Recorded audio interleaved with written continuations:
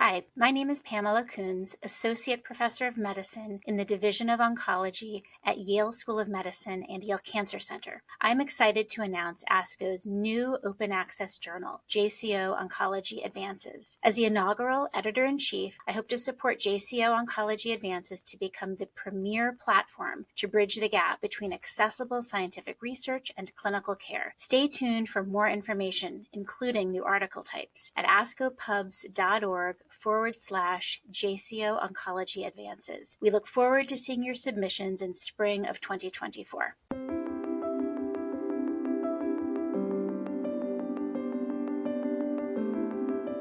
My White Coat Doesn't Fit by Narjust Duma, MD. There I was, crying once again all the way home from the hospital's parking lot to my apartment, into the shower, and while trying to fall asleep. This had become the norm during my internal medicine residency. For years, I tried hard every day to be someone else in order to fit in. It started with offhand comments like, "Look at her red shoes. You are so colorful." And, "You are so Latina." These later escalated to being interrupted during presentations with comments about my accent, being told that my medical school training in my home country was inferior to my U.S. colleagues, and being assigned all Spanish-speaking patients because they are your people. Some of those comments and interactions were unintentionally harmful, but led to feelings of isolation, and over time, I began to feel like an outsider. I came to the United States with the dream of becoming a physician investigator, leaving behind family and friends and everything I knew. Over time, I felt pigeonholed into a constricting stereotype due to my ethnicity and accent. Back home, I was one of many, but in this new setting, I was one of a few, and in many instances, I was the only Latina in the room. I was raised by divorced physician parents in Venezuela. My childhood years were often spent in the clinic waiting for my mother to see that one last patient, or outside the operating room waiting for my father to take me home. The hospital felt like my second home, growing up snacking on graham crackers and drinking the infamous hospital's 1% orange juice. She was raised in a hospital, my mother used to say. Sadly, that feeling of being at home in the hospital changed during medical training as I felt isolated and like I did not belong, making me question my dream and the decision to come to the United States. I remember calling my family and crying as I asked, "Why did I leave? Why didn't you stop me from coming here?" and seeking permission to return home. I felt like I was disappointing them, as I was no longer the vivid, confident young woman who left her home country to pursue a bright future. I remember one colleague, Valerie, a pseudonym, from Connecticut. Valerie attended medical school in the United States, did not have an accent, and was familiar with the American healthcare system. She understood how the senior resident-intern relationship functioned, a hierarchy that continually confused me. Over the following weeks, I took a closer look at how my colleagues and other hospital staff interacted with Valerie. I noticed that people did not comment about her clothing or personality. She was normal and fit in. I remember my senior resident asking me, "Narjust, why can't you just be more like Valerie?" Ashamed, I mumbled that I would try and then ran to the bathroom to cry alone. That interaction was a turning point for me. I got the message. I needed to change. I needed to stop being who I was to be accepted. As the years passed, I kept key pieces of my personality hidden, hoping I could earn the respect of my colleagues. I refrained from sharing my personal stories as they were different from those around me. I grew up in a developing country with a struggling economy, an even more challenging political situation. It was clear that we simply did not share similar experiences. When I sought help from my senior residents and attending physicians, my feelings were often minimized or invalidated. I was told that residency is tough and that I should man up.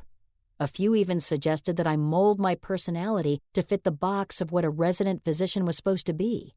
I slowly realized that my clothing changed from reds and pinks to grays and blacks because it was more professional.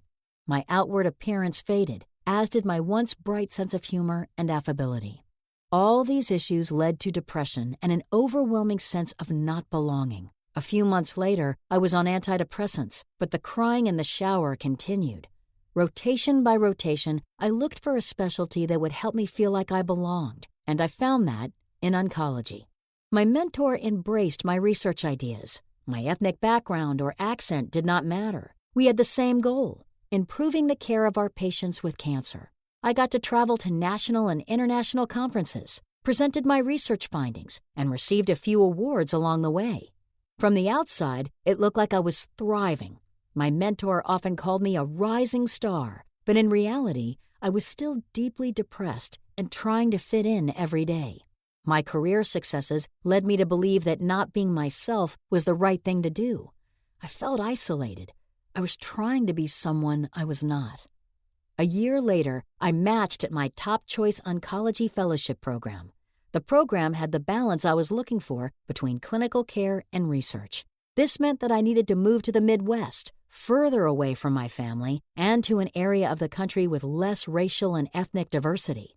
After 2 years on antidepressants and the 10 extra pounds that came with it, my white coat did not fit. My white coat felt like a costume that I would put on every day to fulfill the dream of being a doctor.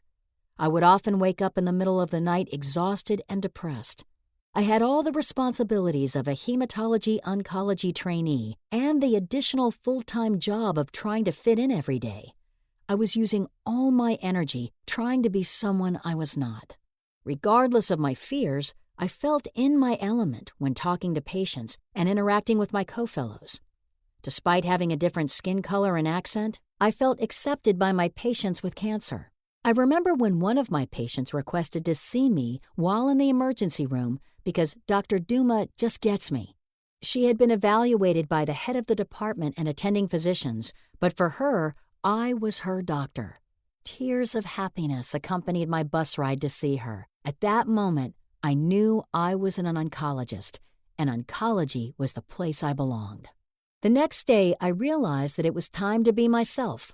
Narjust from Venezuela, a Latina oncologist who was her true self. I searched the bottom of my closet for the last piece of colorful clothing I had saved, a yellow dress. I put on that brightly colored dress for the first time in 5 years and finally felt comfortable being my authentic self. The yellow dress represented freedom and embraced the culture and colors I grew up seeing in my hometown. I finally understood that I brought something special to the table: my unique understanding of the challenges faced by Latinx patients and trainees, my advocacy skills, and my persistence to endure the academic grindstone. Psychotherapy was also an essential part of my recovery. I learned that happiness lived within me as a whole person. Hiding my accent, cultural background, and past experiences was also hiding the light and joy inside me. Along the way, I found colleagues who faced the same challenges and validated that my experiences resulted from an environment that excludes the difference in values homogeneity. This route to self-discovery helped me find my calling to support others in situations similar to mine. I learned how to incorporate and celebrate my ethnicity in the world of academic oncology by teaching others the power of cultural humility, diversity, equity, and inclusion. Together with newfound friends and colleagues, I co-founded the #Latinas in Medicine Twitter community for those who face similar burdens during their training and careers. The #Latinas in Medicine community was created to share our stories, embrace our culture, and amplify other Latinas in medicine. To create connections that alleviate the sense of isolation that many of us have experienced and serve as role models to the next generation of Latinas in medicine. To help drive systemic change, I founded the Duma Laboratory, a research group that focuses on cancer health disparities and discrimination in medical education. Through research, the Duma Laboratory has shown that my experiences are not unique, but rather an everyday reality for many international medical graduates and other underrepresented groups in medicine. The Duma Laboratory has become a safe environment for many trainees. We seek to change how mentorship works for underrepresented groups in oncology with the hope that the isolation I felt during my training is not something that future physicians will ever have to endure. After years of depression and self-discovery, my white coat now fits. However, this is not your regular white coat. It has touches of color to embrace my heritage and the ancestors who paved the way for me to be here today. The face of medicine and oncology is changing around the world. Young women of color are standing up to demonstrate the strength of our experiences and fuel the change that medical education needs. For all minority medical students, residents, fellows, and junior faculty, we belong in medicine even during those moments when our identity is tested.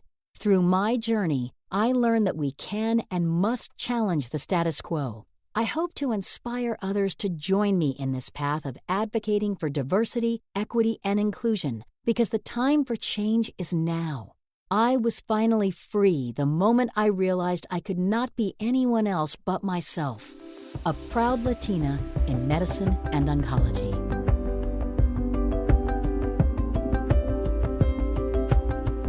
Welcome to JCO's Cancer Stories, The Art of Oncology, brought to you by the ASCO Podcast Network, which offers a range of educational and scientific content and enriching insight into the world of cancer care.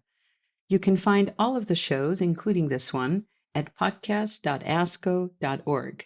I'm your host, Lydia Shapira, Associate Editor for Art of Oncology and Professor of Medicine at Stanford. And with me today is Dr. Narjust Duma, Associate Director of the Cancer Care Equity Program and Medical Thoracic Oncologist at Dana-Farber and an Assistant Professor at Harvard Medical School. We'll be discussing her Art of Oncology article, My White Coat Doesn't Fit. Our guest has a consulting or advisory role with AstraZeneca, Pfizer, NeoGenomics Laboratories, Janssen, Bristol-Myers Squibb, Medarex, Merck, and Mirati. Our guest has also participated in a speakers bureau for MJH Life Sciences. Narjust, welcome to our podcast. Thank you for the invitation and for let us share our story.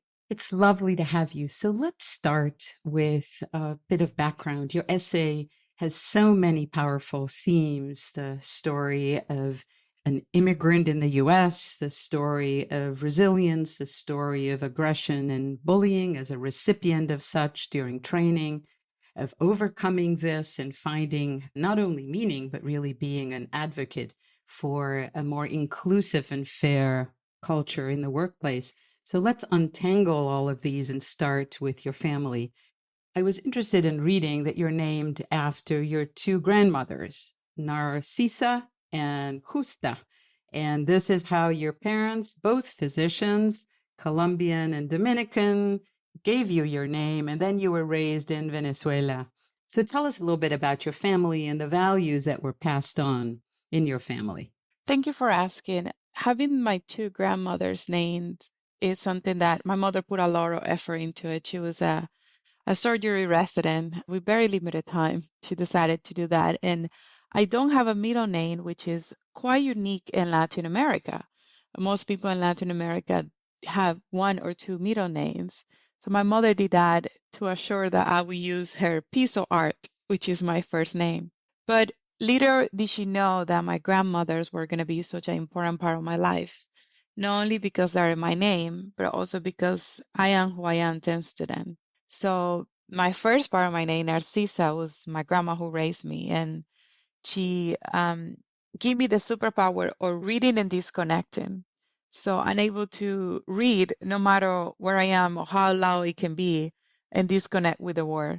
So it is often that my assistants need to knock on my door 2 or 3 times so I don't scare because I'm able to travel away. That was also very unique because you find me in the basketball games from high school or other activities with a book because I was able to block that noise. But it also made very uncomfortable situations for my friends that found it embarrassing that I would pull a book in the basketball game. And as I grow, thanks to the influence of my grandmothers, I always have this, how can I say, mixed situation in which they were very old school grandmothers with old school habits and values, and how I'll be able to modify that. My grandma told me that you can be a feminist, but you still take care of your house. You can still, cook. And that taught me that you don't have to pick a side. There is no one stereotype for one or another. Because as my mother being a single mother surgeon, my parents divorced early on, told me that, yes, I can be the doctor, but I can also be the person that has more than a career, that's able to, have hobbies. And I love cooking. And when I'm stressed, I cook. So I had a grand deadline a few weeks ago, and I cooked so much that there was food for like days. So having the names of my grandmothers is very important because I have their values, but I have modified them to the current times. Let me ask a little bit about reading. I often ask the guests of this podcast who have written and therefore I know enjoy reading and writing what their favorite books are or what is currently on their night table. But I'm going to ask you a second question, and that is, what languages do you read in? I prefer to read in Spanish. I found that books in Spanish, even if it's a book that was original written in English, has these romantic characteristics. And I often tell my editors, it's like, just take into account that I think in Spanish, write in English, because I grew up with Gabriel Garcia Marquez. And when he describes a street, that's a page of the little things that you describe. So that's how I write and that's how I read in a very romantic, elaborate way. And as kind of the aspects of realistic magism, which is my favorite genre in literature, and that there's so much in Latin America and South America writers that I don't think that we run out. And when I run out, I reread the same books.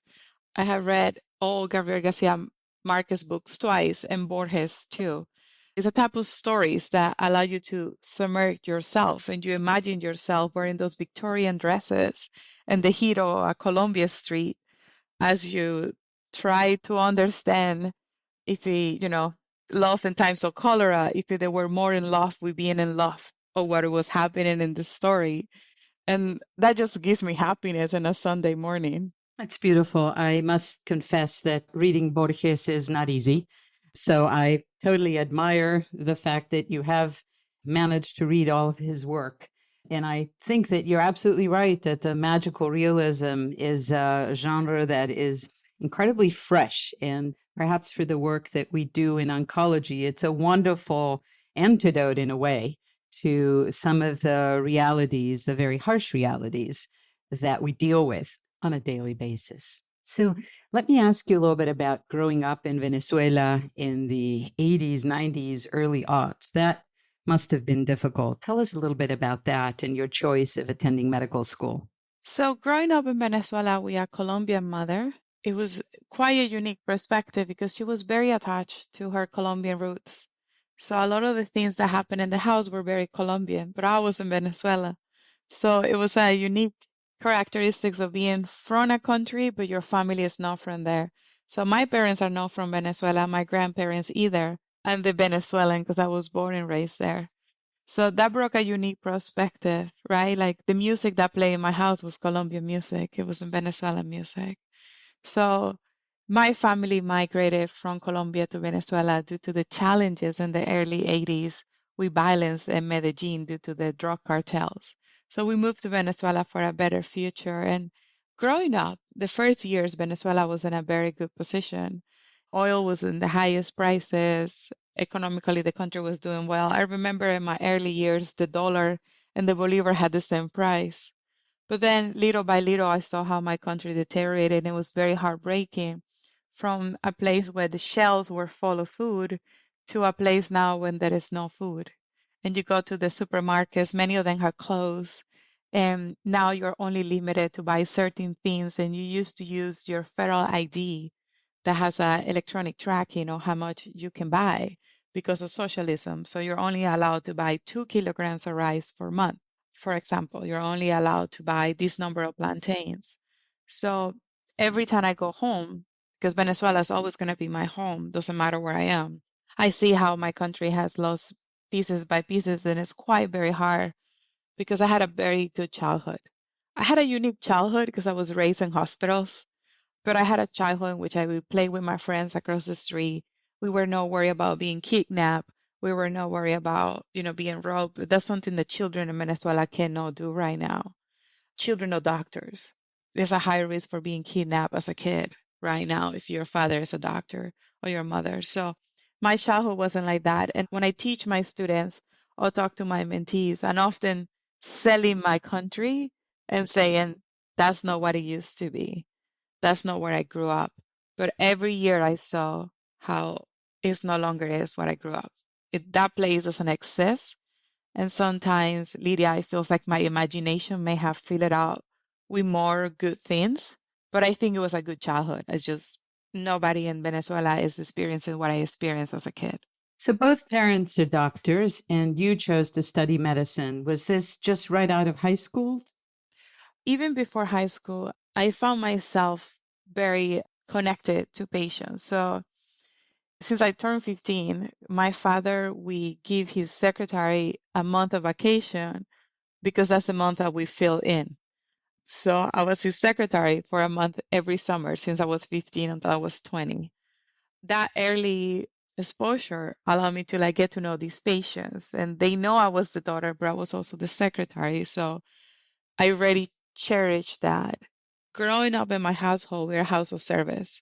So our love language is acts of service. That's how pretty much my grandma's, my parents work. So in order to be a physician, that's the ultimate act of service. And I thought I wanted to be a doctor since I was 11. And I think my mother faced horrible gender harassment and sexual harassment as a female in surgery in the early 80s that she tried to push me away from medicine. Early on, when I was 11 or 12, being an oil engineer in Venezuela was the career that everybody should have, right? Like people were going to the Emirates and moving to different parts of the world and doing wonderful. So my mother, based on her experience in the 80s, was pushing me away from it. She's like, you can do other things. My father always stay in the back and say, you can do what you want, but this is how our parents' experience affect our future. And if I wouldn't be this stubborn, I would probably be an oil engineer today and I wouldn't be talking to you. So you went to medical school, and then after you graduated, what did you decide to do? Because when I look at what we know about the history, there's, I think you graduated in '09, and then the story that you write about sort of begins in 16 when you come to New Jersey to do a training in the US. But what happened between '09 and 16? I started residency in 2013. 16 was my fellowship. So going to medical school was also one of the hardest decisions I made because right in 2003 and 2004 was the coup. It was a coup in Venezuela and when part of the opposition took over the country for 3 days. And then the president at the time came back and the country really significantly destabilized after that coup. Most schools were closed. The entire private industries were closed for a month. And I think for some people, it's hard to understand what happened. Everything closed for a month. McDonald's was closed for a month. There was no Coke because the Coke company were not producing. Everything was closed. The country just paralyzed. So my mother and I and my family, my father and I take into account that we didn't know when medical school will resume in Venezuela. We didn't know if our schools would ever open again. I decided to apply for a scholarship and I left Venezuela at the age of 17 to go to the Dominican Republic for medical school. And very early on, I noticed that I was going to be a foreigner wherever I go because I left home. And since then, I think I became very resilient because at 17, I needed to move forward. So that what happened in 2004. I left everything I knew, left to the Dominican. I do have family in the Dominican, but it was very hard because even if you speak the same language, the cultures are very different. And then I went to medical school in the Dominican. And when I was in the Dominican Republic, I realized I really wanted to do science and be an advocate, focus on vulnerable populations with cancer. So then I made the decision to come to the United States. I did a year of research fellowship at the Fred Hutchinson, and then I went to residency in 2013. I see. And that's when you went to New Jersey, far away from home. And as you tell the story, the experience was awful, in part because of the unkindness and aggression, not only microaggression, but outright bullying that you experienced. And in reading the essay, my impression was that the bullying was mostly on two accounts. One was gender, and the other was the fact that you were different. And in this particular case, it was the ethnicity as a Latin or Hispanic woman. Tell us a little bit about that so we can understand that. I think what happened is the perfect example intersectionality, because we are not the result of one experience, we're the result of multiple identities. So many women have faced gender inequalities in medicine, but when you are for a marginalized group, those inequalities multiply. I have an accent and clearly a different skin color, and I grew up in a family in which you were encouraged to be your true self. My grandmother's my mother. It's like you never want to be the quiet woman in the corner because quiet women never generate change. That's what they said. I bet there's some that do. But that intersection of my identities was very challenging because I was seen as inferior just for being a woman. And then you multiply being one of the few Latinas, you are seen like you're less just because you are. It doesn't matter how many degrees or papers or grants you had, because I had them all. I was the most productive research resident in my residency for 2 years in a row, but I would still be judged in my identities and not what I produce or what I do or my patients' experiences, which were great, the feedback from my patients. It's just because I was the different one. When I hear your story about your origins, it seems to me that you came from a very capable, loving family, and they basically told you to go conquer the world, and you did. And then you arrive and you are a productive, successful resident, and yet you are marginalized, as you say, and people are really aggressive. Now that you've had some years that have passed, if you think back, what advice would you give that young Narjust? My number one advice would be that I would tell myself that I belong. As in many instances, I feel like I didn't belong. And it made me question all the decisions to that day. Because, when you're doing a presentation, and I still remember like today, and you're interacted by someone just for them to make a comment about your accent, it really brings everything down to your core. Like, it is my presentation not accurate? Is the information not right? And why I'm here? Why did I left everything I love to be treated like this? Of course. So from New Jersey, you write in your essay that you really discover your passion for cancer research and you land in a fellowship with a mentor who's encouraging and things begin to change for you. Can you tell us a little bit about that phase of your training and your life where you slowly begin to find your voice in the state, but also where you crash, where you find yourself so vulnerable that things really fall apart? So when I was in resident, I didn't know exactly where I was interested in oncology, but I wasn't sure if it was for me. So Dr. Martin Gutierrez at Rutgers in Hackensack is the person who I call email him and say, I'm interested in studying gastric cancer in Hispanic patients because I think the patients in the clinic are so young.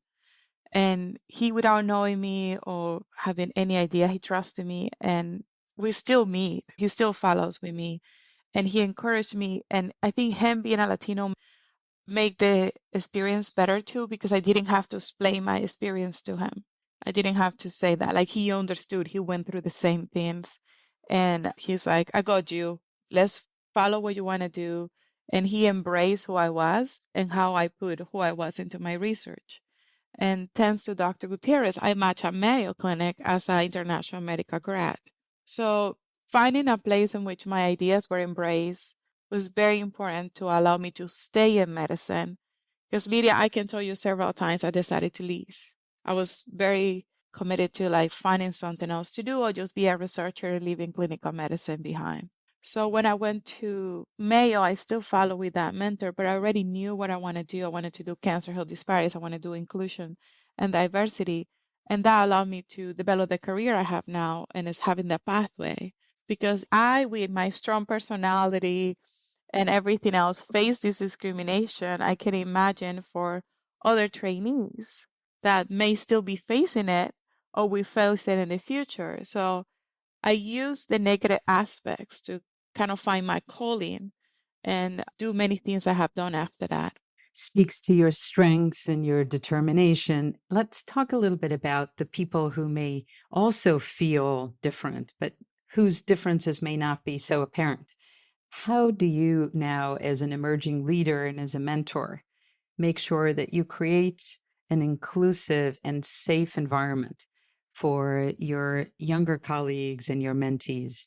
One of the things that resulted was the founding of the Duma Lab, which is a research group that focuses on cancer health disparities, social justice as a general, and inclusion in medical education. So one of the things that I practice every day is cultural humility, and I continue to read and remember the principles.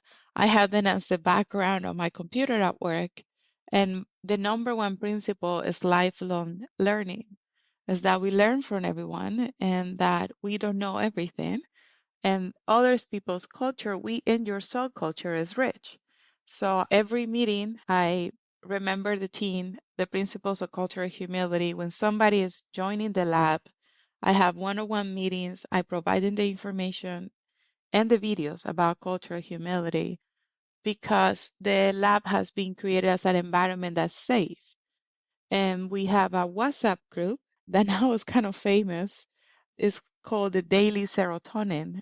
The majority of the members of the lab are part of marginalized groups, not only by gender, but race, religion, sexual, and gender orientation.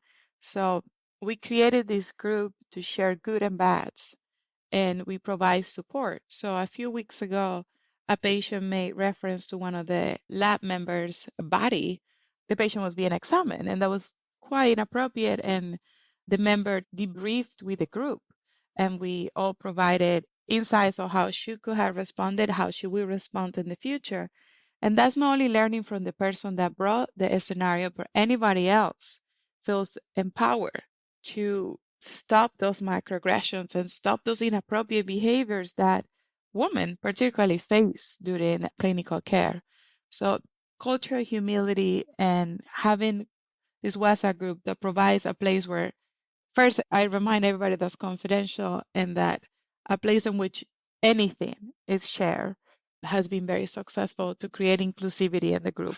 You have such energy, and I'm amazed by all of the things that you can do and how you have used social connection as a way of bringing people up. So, can you give our listeners perhaps some tips for how you view creating a flatter culture, one with fewer hierarchies that makes it safer for learners and for those who are practicing oncology? What are 3 quick things that all of us can do in our work starting this afternoon? The concept is that we all can be allies, and being an ally doesn't take a lot of time or money because people think that being an ally is a full-time job. It's not. So the first one tip, it would be to bring people with you. Your success is not only yours. It's the success of your mentees. It's the success of your colleagues. So don't see your success as my badge and my shoulder. It's the badge that goes on everyone. So bring people in, leave the door open. Not only bring them, but leave the door open because what you do helps the next generation. 2, little things make a difference. I'm going to give you 3 phrases that I use all the time. When you think somebody is being marginalized in a meeting, bring them up. It takes no time. For example, Shenoa, what do you think we can do next? You're bringing that person to the table. 2, you can advocate for other women and minorities when they're easily interrupted in a meeting. This takes no time. I'm sorry, you interrupted Dr. Duma. Dr. Duma? So that helps. And the third thing is very important. You can connect people. So one of the things that I don't have every skill. So I advocate for my mentees and I serve as a connector. Like I have a mentee that's into bioinformatics. Lita, that's above my head. I don't understand any of that. So I was able to connect that person to people that do bioinformatics and follow up. My last thing is follow up with your people because they need you. Well, I'm very glad that you're not an oil engineer in the Emirates. I'm sure your family is incredibly proud, and I hope that you're happy where you are. We started a little bit about where you started. I'd like to end with your idea of where you imagine yourself 10 years from now. That is a question I don't have an answer prepared for. I guess my career development plans.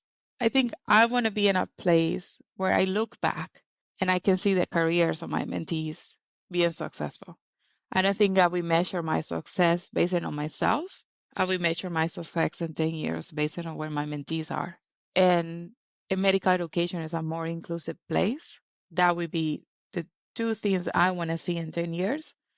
In the personal aspect, don't know if we have a R, don't know if we have those grants, as long as my mentees are in a better place. It has been such a pleasure to have this conversation. Thank you so much, Narjust. Thank you.